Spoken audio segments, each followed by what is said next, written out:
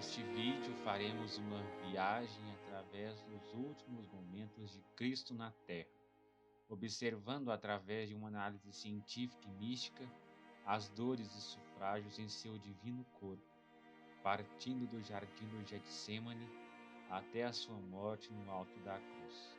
Pedimos que você assista a esse conteúdo com espírito de oração.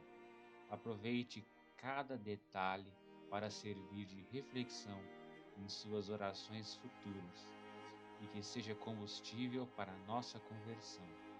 Nossa Senhora das Dores, rogai por nós. Como relatada nos Evangelhos, após a instituição da Eucaristia, Jesus partiu com Pedro, Tiago e João para o Monte das Oliveiras, num local chamado Getsêmani, que significa prensa de azeite. Ali Jesus sofreu do que a ciência chama de hematidrose. Segundo o perito criminal e autor do livro A Crucificação de Jesus, Dr. Frederick Zugby, a ansiedade mental severa, devido a um medo profundo, estimulam a amígdala a enviar um alerta geral a todos os centros do cérebro. A profunda angústia que Jesus enfrentava acionou esse sistema chamado de luta ou fuga. É basicamente um modo de sobrevivência que é ativado para preparar o corpo para o confronto ou a retirada. Isso acontece com todo ser humano quando nos deparamos com um perigo iminente. O corpo de Jesus bombeou mais oxigênio para o cérebro, sua respiração acelerou, causando hiperventilação pulmonar e dores no peito. O coração ficou mais frenético, o sangue foi para órgãos vitais, causando a palidez, característica de quem está com medo ou assombrado. Sua boca ficou seca. Jesus ficou com as mãos frias e palmas suadas. As mãos e pés também começaram a tremer. Essa reação criou um estado de exaustão em Jesus, causando dilatação e ruptura dos vasos sanguíneos nas glândulas sudoríparas, causando hemorragias nas cavidades das glândulas. Ou seja, os poros do corpo de Jesus começaram a literalmente suar sangue. Este fato, relatado apenas por São Lucas, é um reflexo da gravidade do sofrimento agudo que Jesus se encontrava. Os efeitos da hematidrose e a moderada desidratação e leve hipovolemia, devido ao suor e perda de sangue, debilitaram ainda mais o corpo de Jesus. Para a próxima etapa de danos físicos, o flagrum romano. Também nas místicas visões de Anne Catherine Emmerich, religiosa e mística que recebeu de Deus diversas visões místicas e detalhadas da vida de Jesus, inclusive de sua paixão. Ela relata que Satanás, enquanto tentava o Salvador, revelou inúmeras previsões do futuro e dos erros dos homens, a fim de desanimar Jesus de sua missão. Vi, porém, que as imagens assustadoras o perseguiram lá dentro da gruta, tornando-se cada vez mais distintas. A estreita caverna parecia encerrar o horrível espetáculo de todos os pecados cometidos, desde a primeira queda do homem até ao fim dos séculos, como também todos os castigos, todos os pecados do mundo, com toda a sua atrocidade, tomou todos sobre si e ofereceu-se na sua oração para dar satisfação à justiça do Pai Celestial, pagando com os sofrimentos toda essa dívida da humanidade para com Deus. Satanás, porém, que se movia no meio de todos os horrores, em figura terrível e com um riso furioso, enraivecia-se cada vez mais contra Jesus, fazendo passar diante de sua alma visões sempre mais horrorosas. A flagelação romana era um dos formatos de punições mais terríveis e temidos. Era totalmente brutal e desumano. Um instrumento de tortura era conhecido como flagrum. Esse instrumento era basicamente um chicote com 3 ou 2 cordas de couro, no qual nas pontas era amarrado esferas de chumbo e ossos de carneiro quebrado. A análise feita por Dr. Pierre Barbet, autor do livro A Paixão de Cristo segundo o cirurgião, constata que as consequências do flagrum no corpo de Jesus foram violentas hemorragias, acúmulo de sangue e líquido nos pulmões e possível rasgos na região do baço e no fígado. A vítima também sofre de tremores e desmaios. Segundo ele, a vítima era reduzida a uma massa de carne, dilacerada e destroçada, ansiosa por água, diz o legista. Geralmente no processo, a vítima era despida e acorrentada pelo pulso a uma coluna de pedra baixa, facilitando a tarefa dos executores. A vítima ficava curvada. As pontas de metal danificavam profundamente a carne das costas nuas. Braços, ombros, nervos, músculos, pele eram rasgados pelos ossos de carneiro. Estudos no Santo Sudário encontraram vestígios em abundância em todo o corpo de Cristo. A maioria está na parte das costas. O número de impressões do flagelo totalizaram cerca de 117 marcas, considerando que o flagrum seria composto de 3 tiras de couro, 39 vezes 3. Como o processo envolvia a religião judaica, a lei de Moisés recomendava 40 golpes menos 1. Os golpes do flagrum, quando acertaram as costelas de Jesus, causaram grandes dificuldades na respiração. Ele não conseguia mais ter uma respiração completa devido à dor. Praticamente, Jesus estava sendo asfixiado por dentro por causa dos danos nos pulmões e a dor nas feridas. Os danos foram tantos que os ossos da costela de Cristo ficaram expostos. Estudos mostram que uma única fratura na costela pode ser responsável por uma perda de sangue de até 125 ml. Jesus entrou em um estado inicial de hipovolemia e choque hemorrágico causaram grande fraqueza em Jesus. Também tonturas e coloração pálida. Os pulmões de Jesus começaram a acumular líquido na membrana chamada pleura. O fluido misturado ao sangue teria se acumulado lentamente ao longo de algumas horas, aumentando ainda mais a dificuldade de respirar e dor intensa na região do peito. A interpretação mais comum da coroação de espinhos se concentra na humilhação, fazendo com que esse ato fique somente na paródia dos romanos que insultavam Jesus. Mas a maioria das pessoas desconhece a severa dor que a coroação de espinhos imputou ao crânio de Cristo. Segundo estudos no Santo Sudário de Turim, foi constatado que o crânio de Jesus foi o mais violentado do que se pensa. Sempre vimos que a coroa de espinhos teria um formato circular que envolvia a cabeça de Cristo. Mas, na verdade, o que os soldados romanos teceram foi uma espécie de gorro de espinhos, que chamavam de pileus. Esta carapuça produziu cerca de 70 ferimentos na cabeça de Jesus. Todos nós sabemos o quanto essa região é sensível e de fácil sangramento, por causa do grande número de vasos sanguíneos. Uma vez que a coroa de espinhos foi enterrada à base de socos e pauladas pelos soldados romanos, rapidamente os espinhos tornaram o rosto de Jesus extremamente ensanguentado e sua barba e cabelos encharcados de sangue. Santa Brígida, em suas revelações, observa que a coroa dilacerou toda a cabeça de Jesus.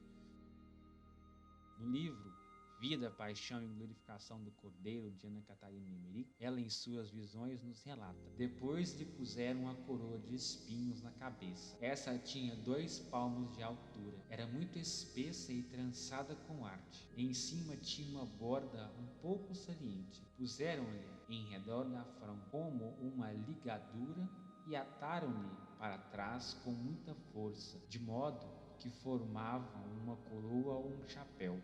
Era artisticamente trançada de 3 varas de espinheiro, da grossura de um dedo, que tinham crescido alto. Através de espessos arbustos, os espinhos, pela maior parte, foram propositalmente virados para dentro. Pertenciam a 3 diferentes espécies de espinheiros.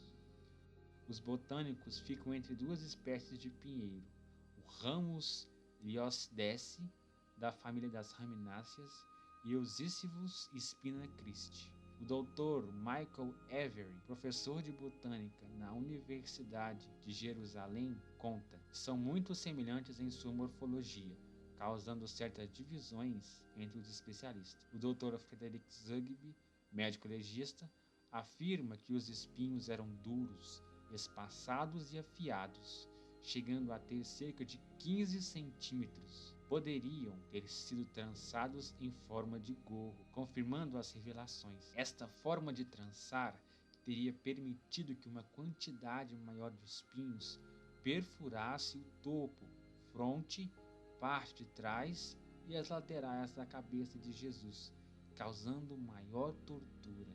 O suprimento de nervos na cabeça para a percepção da dor é distribuído por ramos de 2 nervos principais, que envolvem toda a região da cabeça. Qualquer perfuração na região destes nervos causam a neuralgia do trigêmeo principal. O Dr. Robert Nugent, professor e presidente do Departamento de Neurocirurgia da Universidade da Virgínia, com a neuralgia do trigêmeo é considerada a pior dor que o ser humano pode experimentar. É uma dor devastadora. Essa dor é tão intensa que nem mesmo morfina ou outros narcóticos conseguem aliviar este tipo de dor.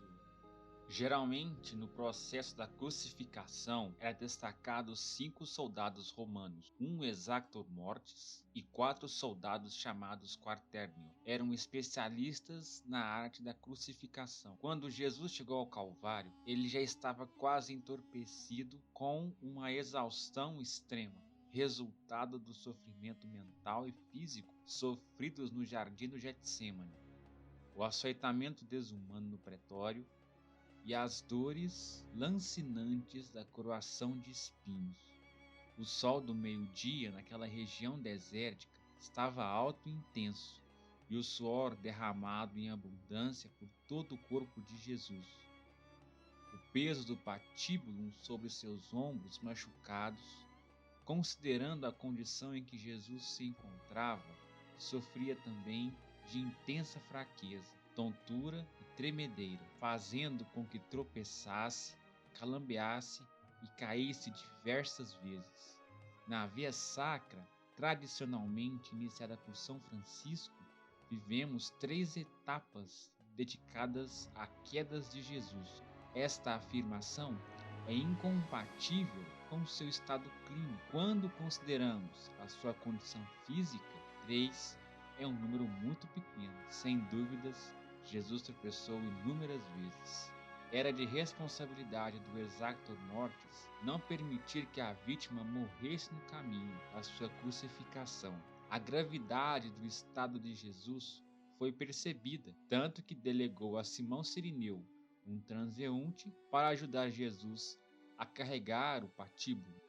A vestimenta de Jesus estava totalmente colada em suas feridas por todo o seu corpo, devido ao sangue coagulado por causa da flagelação. Como dito nas Escrituras, os soldados romanos lançaram sorte sobre as vestes de Jesus, provavelmente porque túnicas de uma peça só eram valiosas demais para serem rasgadas em várias partes. Assim, o vencedor arrancou as vestes de Jesus enviando sacudidas de dor por todo o corpo. Todos sabemos que a melhor forma de retirar uma atadura de um ferimento coagulado é de uma vez só. Pense em quantas dessas dores agudas Jesus sentiu.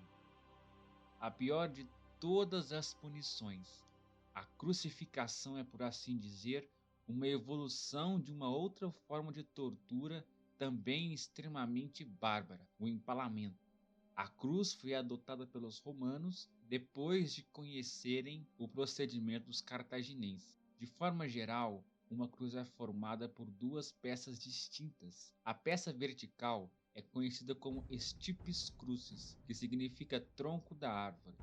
A outra móvel, e que se fixava horizontalmente, se chamava patibulum. Jesus precisou carregá-la cerca de 500 a 600 metros. Sozinho, o patíbulo pesava cerca de 50 quilos. Carregar tal peça já era rude para um homem em plenas condições, mas imagine para um corpo que já recebeu tantos danos, se tornaria uma violência ainda maior. Uma terceira peça é o cedilho, que servia como uma espécie de assento para os pés. Era usado para prolongar a agonia. Vemos claramente que não pouparam nenhum recurso para aumentar o sofrimento de Jesus. Uma última peça que é bem conhecida é o titulus, pedaço de madeira no qual estava escrito o nome do réu e seu crime pelo qual foi condenado. O Dr. Pierre Barbet concluiu com seus estudos que o cravo foi pregado no espaço destote, onde atingiu o nervo mediano. Os cravos usados na época de Jesus eram feitos de ferro, com o eixo quadrado gradualmente afilado da cabeça à ponta. Segundo as revelações místicas de Ana Catarina Emmerich, os cravos cujo aspecto fizera Jesus tremer eram de tal tamanho que, segurando pelo punho, excediam embaixo e em cima cerca de 1 polegada. Tinham cabeça chata, da largura de uma moeda de cobre, com uma elevação cônica no meio. Tinham 3 gumes. Na parte superior, tinham a grossura de 1 polegar e na parte inferior, a de um dedo pequeno. A ponta fora aguçada com uma lima. Cravados na cruz, vi-lhes a ponta sair um pouco do outro lado dos braços da cruz. Os efeitos da pregação na cruz nas mãos e pés de Jesus causaram extrema aflição, tornando todo o corpo quase que incapacitado para qualquer movimento. A dor é conhecida como causalgia. Durante a Guerra Fria, médicos estudaram esta síndrome e constataram que ela gera uma dor extenuante. É descrita como uma sensação de queimação extrema nos nervos que, mesmo contatos suaves como roupas, causam total tortura. E lembremos que no nervo mediano de Jesus estava em contato com o ferro do prego. O menor movimento de Jesus causava extrema dor, como que relâmpagos nos seus nervos. Estudos ainda mostraram que a dor pode ser aumentada de acordo com a temperatura do corpo. Jesus, debaixo do sol de uma região desértica, certamente sofreu de todas as formas possíveis e em todas do grau mais elevado. Tudo isso por amor a você. Jesus morreu cravado na cruz no dia 14 de Nissan, sexta-feira, 17 de abril do ano 30. As causas da morte de Jesus foram parada cardíaca e respiratória, devido ao choque hipovolêmico, devido à flagelação. Jesus, em comparação com outros crucificados, morreu de forma rápida, claramente devido ao brutal flagelamento. Antes que Jesus morresse, os sumos sacerdotes pediram a Pilatos que, segundo o costume romano, mandassem dar fim às vítimas, quebrando suas pernas e forçando uma morte mais rápida por asfixia. Jesus já se encontrava sem vida. Para maior segurança, o soldado Longuino, segundo a tradição, desfere o golpe derradeiro no corpo de Jesus, atingindo o lado de Cristo. Do lado de Jesus brotou sangue e água. Os médicos concluíram que o pericárdio, membrana fibrosa que envolve o coração e outros vasos sanguíneos, como a aorta e veia cava, foram perfurados pela lança, que fez jorrar sangue e água, que ali estava acumulado pelos ferimentos desde a flagelação brutal no pretório. A morte de Jesus, vista sob a luz da ciência, enriquece ainda mais a atmosfera da Semana Maior, a Semana Santa, que tantas pessoas escolhem descanso e diversão, e que uma reta experiência com Deus e com seu ato supremo de amor. Todos esses sofrimentos que Jesus aceitou sofrer foi por você que assiste a este vídeo. Jesus fez tudo isso porque te ama de forma incondicional e faria tudo novamente se fosse necessário. Cabe a nós, a partir de agora, corresponder minimamente com esse amor infinito e exagerado e buscarmos de verdade uma vida nova, um caminho de conversão. Não importa quantas semanas santas você já passou longe de Cristo, em Jesus ressuscitado temos um novo capítulo a ser vivido junto à sua presença. Agradecemos grandemente a você que chegou até aqui. Se inscreva no nosso canal para mais vídeos que nos dão combustível para nossa conversão e compartilhe com seus amigos se esse conteúdo te tocou de alguma forma. Confessamos que não foi nada fácil editar, pesquisar, ler, traduzir, escrever, desenhar, descruzar, e é tão simples compartilhar, passar para frente, não é mesmo? Deus abençoe grandemente e que Nossa Senhora nos acompanhe.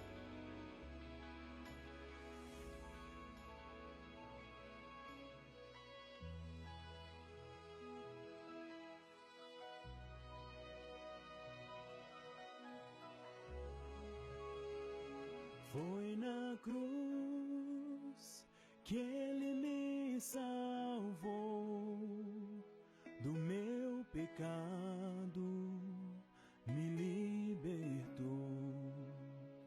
No teu sangue Ele me lavou e livre sou, e livre sou.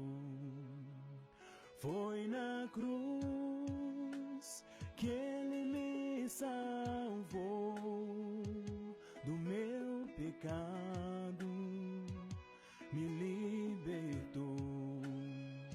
No teu sangue Ele me lavou e livre sou, e livre sou.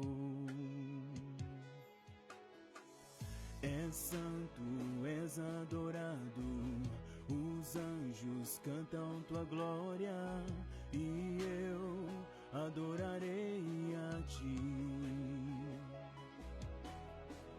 És santo, és adorado, os anjos cantam tua glória